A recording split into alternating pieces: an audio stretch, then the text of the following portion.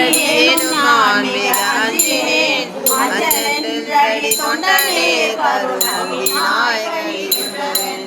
அஞ்சின் வெள்ளடி பாவையே குடை நாடும் பாண்டி கொடுமுடி நஞ்சனி கண்ட நான் வர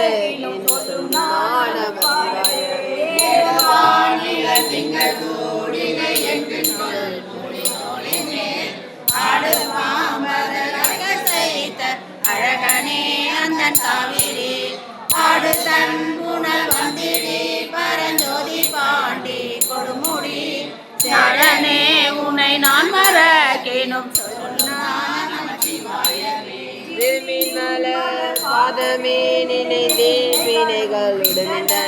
நெருங்கி வந்தொழில் சுந்தரில் பெற நின்ற காவிரி கொடியை குறுமை மென்முளை கோதை மார்புடை நாடும் பாண்டி கொடுமுடி